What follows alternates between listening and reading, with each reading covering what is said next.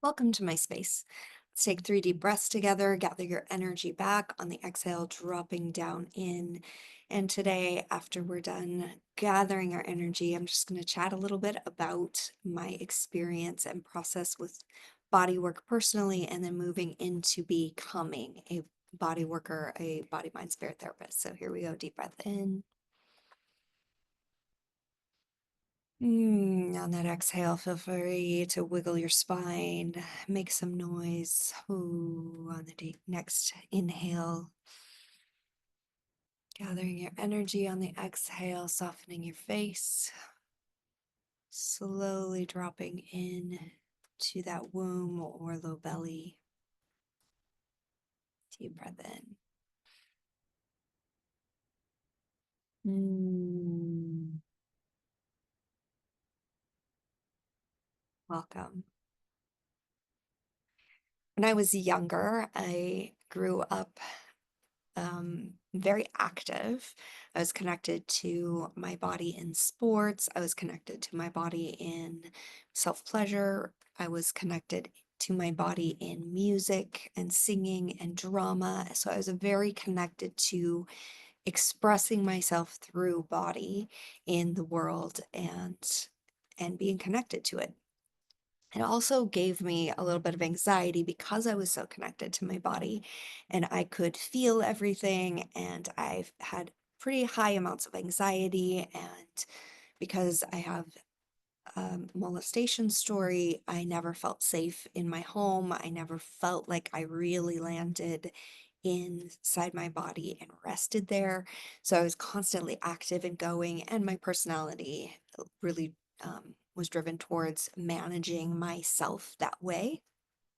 So, um, growing up, I continued to be active. I continued to be in music. I continued using breath, sound, movement, and touch as a way to regulate myself without even knowing that's what I was doing. I was just naturally regulating all of the stress that I was constantly feeling in my life the way that I now teach everyone else to do it. Now that I've studied and found out that is the way to do it. You stay connected to your breath. You have a movement practice, even if it's super gentle, it doesn't have to be hard exercise. You make sounds. It is imperative for us to start really using the range of our voice, feeling sound move, the vibration of sound move stress out of and through your body, through your own voice. Or there was a season where I had a sound healer that I was working with probably for a good 2 years, and he would do um, singing bowl sessions with me and vocalizations. And it was a really super powerful in my healing journey to get the vibration of sound to move stuck thought patterns, stuck energies in my body.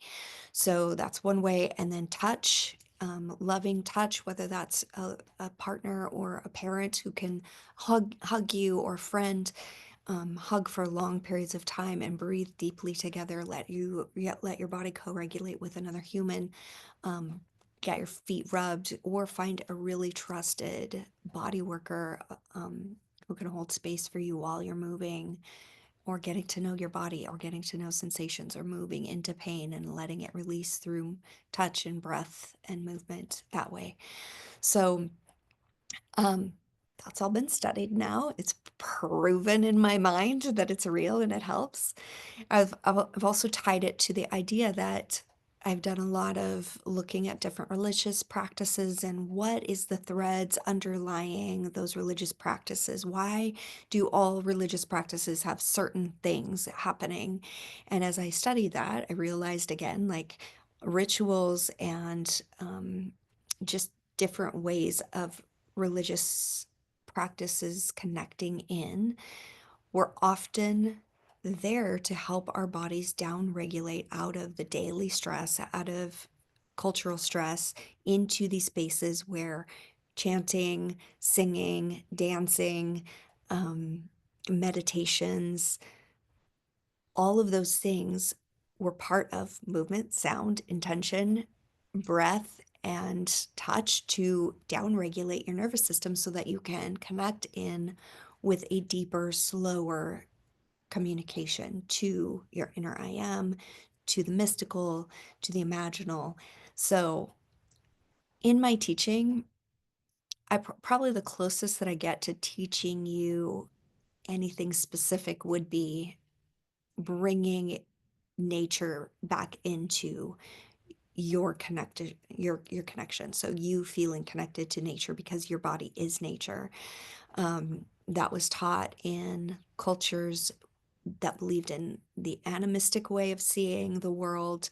um, Ancient cultures, Celtic cultures, indigenous cultures around the world had this way of being in intimate connectedness to nature as a nature being themselves, not lording over it. And so, I guess if I were going to introduce you to any concept, those are concepts that I'm pulling from a lot because I really just believe in it. I believe in it because of my own experience of being disconnected from nature and then reinstating myself in nature and feeling the difference inside of my embodied experience once I had a deep connection to the elements, feeling like I am part of this bigger story that's happening constantly rather than this unique being overlording and trying to figure out my unique place in the world that's different than everyone else's. No, I'm part of this beautiful interconnected web that's being woven.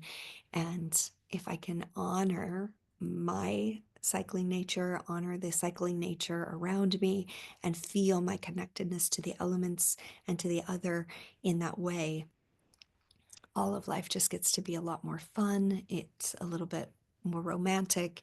It's also a little bit more intense because we're allowing ourselves to feel through all the cycles rather than just this ascending up and out way of being that I was taught in my religion. So, wow, all of that, coming back to this idea that my embodiment journey at the beginning, I was really not taught how to be soft with myself.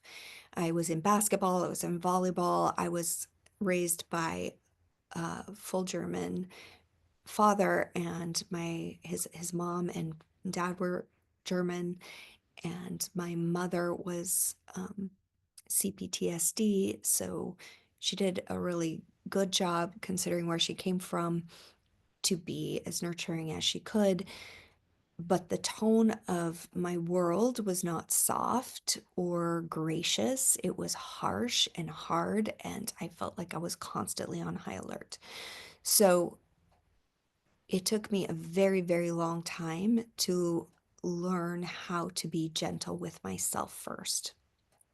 Having kids was part of that. I feel like I was an okay mom given where I came from. Um, I Yeah, that's a whole nother story. My motherhood journey is like its own deal that definitely does weave into all of what I do now. But at some point, I'll chat about my four kiddos, birthing them naturally, breastfeeding them, homeschooling them, and nurturing them into in an environment where I really encourage them to find their unique selves. Um, really early, and they did it. And we're all very unique in my house, but that's another journey. This embodiment journey that I was on, I was always pushing myself harder, faster, more, stronger. I was a very disciplined person, so I could be on a regimen and I could be on an exercise regimen, I could be on a diet regimen, I could be on a fasting regimen for my spirituality. It's just like I could do the difficult, disciplined things. It's in my nature to do that, and I did it well. So there have been many seasons of that throughout my life, but I could feel the invitation of life or spirit asking me to soften, asking me to slow down, and I just didn't ever heed to that. And so I had a couple of crash and burns. I've had four of them, very, very dramatic crash and burns um, throughout my life because I didn't learn that lesson to soften, to slow down, to actually listen and be in cooperation with my body rather than lording over it and just being disciplined and harsh and making myself do the things that I needed to do. It wasn't until my fourth crashed, which was an actual car accident in 2016. I had had three different emotional breakdowns, and one of them actually ended up being a lot of chronic fatigue and chronic health issues at the same time. That was in 2007, that last one. And then the 2016 was my last real break, and that was a car accident. So life had been trying to get my attention. My body had tried to get my attention so many times, saying, "You're not okay. You're not okay. Slow down. Take it slower. Be more gentle." And I just couldn't do it. So at this car accident, I had a severe concussion. I was in bed for a very long time. I had short-term memory issues. I had a severe adrenal fatigue, which had happened earlier in my life as well. And I was not managing life. I couldn't. I was in pain. I was in physical pain. I was in a ton of emotional pain. I couldn't do the hard things. I couldn't just push my way through this. I couldn't um, put myself on a big regimen and discipline myself back into health. And that is when I was introduced to acupuncture, to qigong, to Buddhist meditation group, to um, craniosacral therapy, and to massage therapy. So that's when all of those things entered into my life, and all of them were gentle. Every single one of those practices that I was introduced to at that point was a gentle way of healing. And I was really skeptical about it because everything in my world had been harsh up to that point, or very much of my world had been harsh. And I thought that, the idea of no pain, no gain was the only way to go about improving in life or healing or um, all the things that I was after. I thought it had to be the no pain, no gain way. And it was this transition in my life where I learned, oh, no, no, no, no, no. Softness and slowness and gentleness and um, just being able to hold things in love and loving awareness actually is a deep, deep healing space. So, as I was introduced to Qigong, I couldn't do hard exercise. So that's why I ended up saying yes to Qigong. It's a very gentle, slow movement. It works with your fascia, it works with your breath. You can add sound to that. And as I was doing it, I was in pain while I was first doing it, and different exercises would show me which organs were struggling a little bit more because I was in pain more often with those exercises than I was with other ones. My Qigong master I worked with for several years, he's still a dear friend of mine. Um, he would say one-liners to me, and I would just chew on those pieces of wisdom or questions that he would give me for a long time until the answers would arise from within me. He was never telling me what to do. He was never giving me the answers. He was always leading me into a place to explore inside of myself. It was a very gentle unwinding inside of myself. So I highly recommend. Yoga can be that way too if you let it be. Our Western culture has abducted some of that, and I know that in the tradition there's definitely a push in some of the ancient traditions of yoga as well, and that's great. But there are slower ways to be with the yoga poses so that you can be more gentle with yourself, not just pushing yourself into it, becoming self-aware, connecting your breath in, being with your body in a new way to discover what is happening inside of you and be in cooperation with that. Um, Acupuncture was also that for me, putting in the needles, letting my muscles freak out for a second, and then really letting myself relax in on the table while the needles were doing the work. And then chi was starting to move inside of me, and I loved it. It was a beautiful healing for me, and I often will go back when I need. Some people go regularly. I use acupuncture just as a way to check in every once in a while.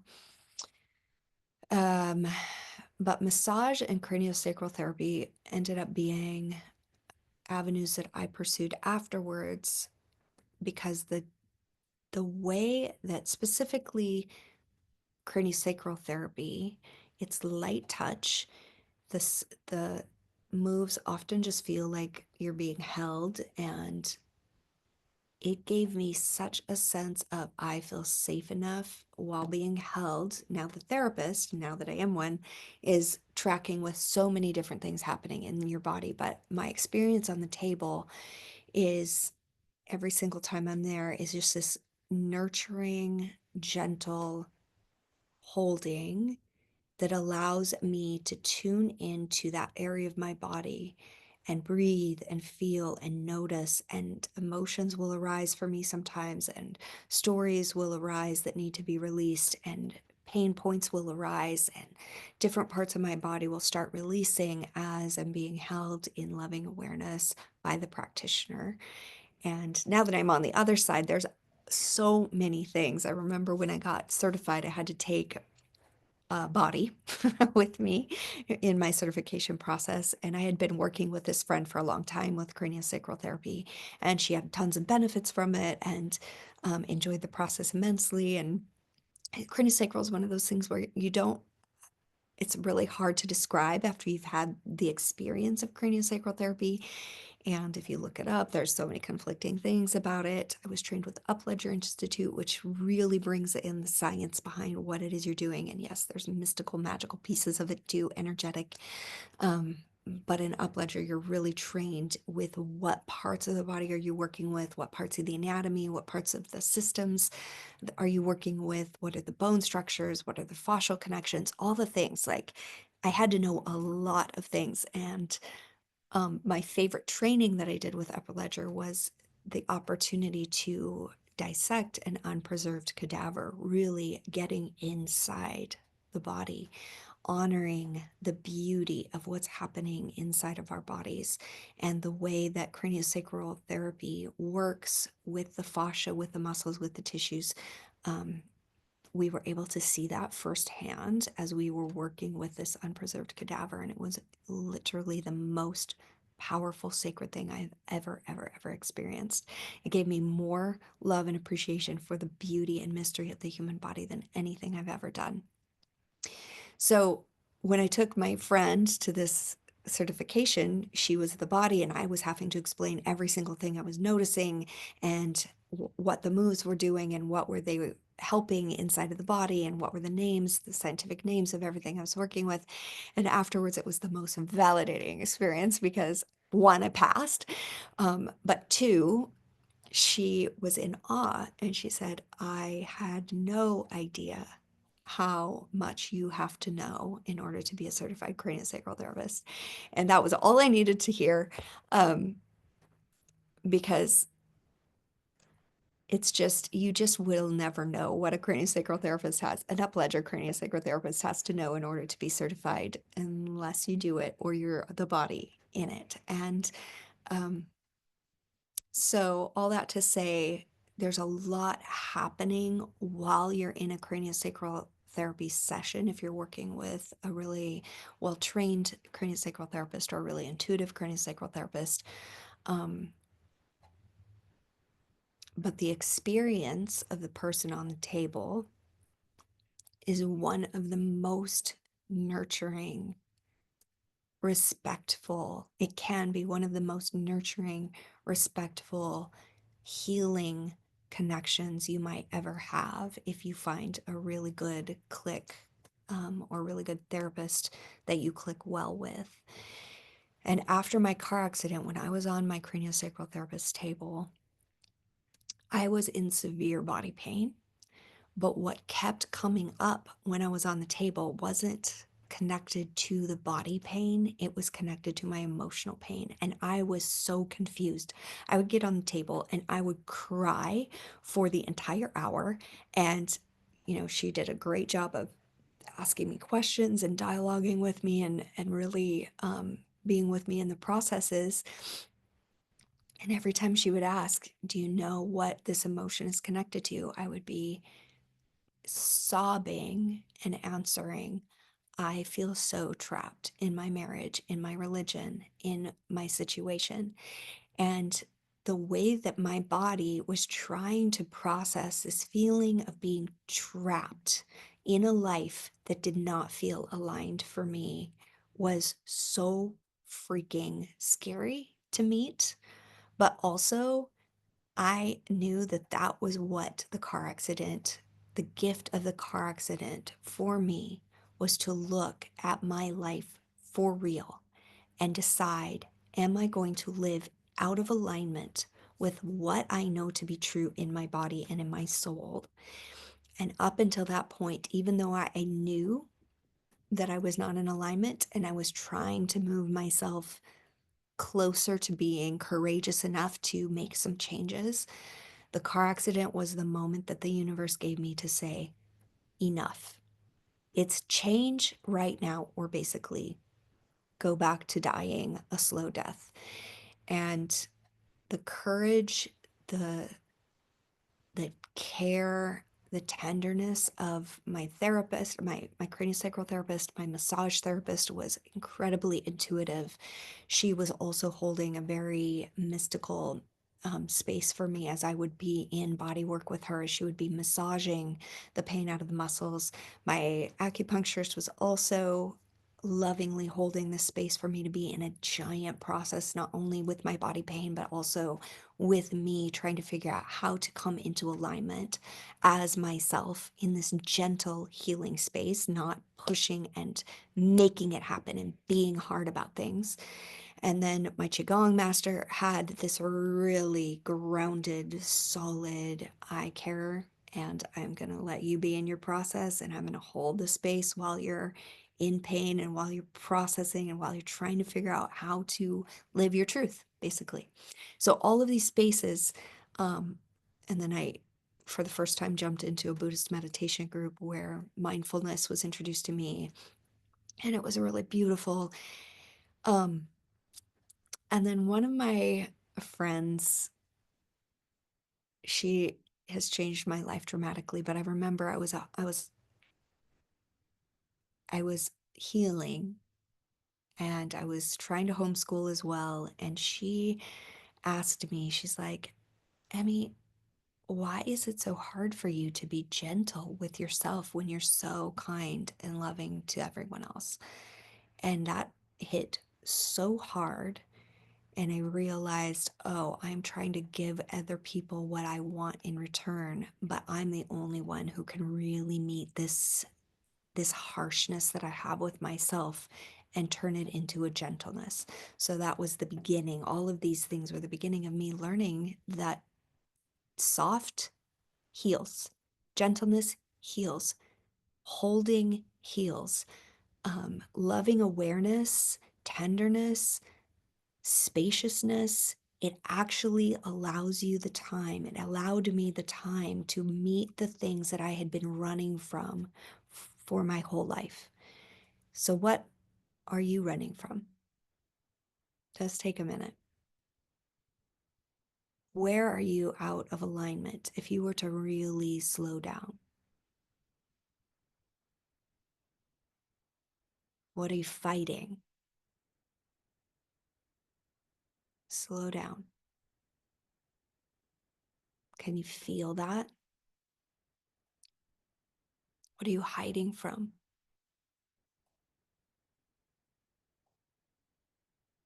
What are you placating or projecting out here to try and make all of this okay instead of coming into an awareness of what is happening inside of you?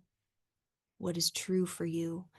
What is a yes for you? What is a no for you? What have you been tolerating? What parts of you have you hidden away because you don't feel like you can handle the huge shift that would happen, or maybe the little shifts that would happen if you started lining up with what was true for you inside of you?